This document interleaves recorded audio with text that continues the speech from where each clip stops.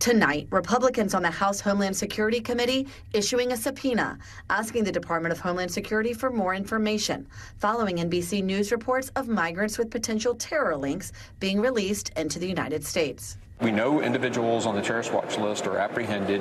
We have some that get released into the country. We want to know the details of how they're handling that. Mark Green, chair of the House Homeland Security Committee, led hearings earlier this year that led to the impeachment of Homeland Security Secretary Alejandro Mayorkas. He has disagreed with the Biden administration on nearly every tenet of its immigration policy. This is his third subpoena for information from DHS. The other two have gone unanswered. This time, he said he wants information to shine a light on what he says is a major terror threat caused by Biden's border policies.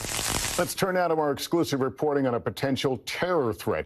Earlier this year, NBC News reported on an Afghan migrant on the terror watch list, released into the United States by Border Patrol. An Uzbek man arrested by ICE in Baltimore for possible ties to ISIS. And over 400 migrants brought into the U.S. by an ISIS-linked human smuggling organization. Green recently received a classified briefing on the ISIS-linked smuggling group. What we've been told is this was a financing thing for ISIS. So it's a mechanism for ISIS to make money, sort of like the drug cartels do. An NBC News analysis found fewer than 0.01% of migrants who have crossed the border so far this fiscal year are on the terror watch list. And the total number under Biden, just over 1,700, is similar to Trump's 1,400. Still, former and current national security officials have recently sounded the alarm about the serious threat of a terror attack. In March, FBI Director Chris Wray testified that he was concerned about the same ISIS-backed smuggling group at the border. There is a particular network that has where some of the overseas facilitators of the smuggling network have ISIS ties that we're very concerned about and that we've been spending an enormous amount of effort with our partners investigating. And the former acting head of the CIA writing the lights are blinking red, just as they were leading up to the 9/11 terror attacks. Now, the House Homeland Security Committee demanding DHS provides case information on each migrant on the terror screening database that has been apprehended at the southern border since Biden took office, including whether they have been detained or deported.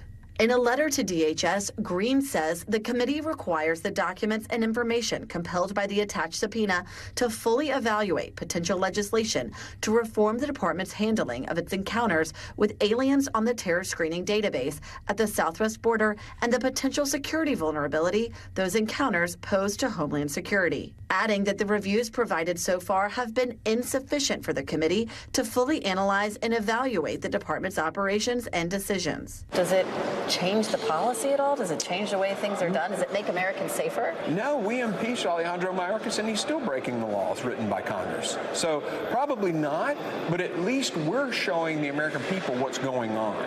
That's the best thing I can probably do right now. If the department does not respond to the subpoena for more information, it would be up to the Justice Department to enforce it.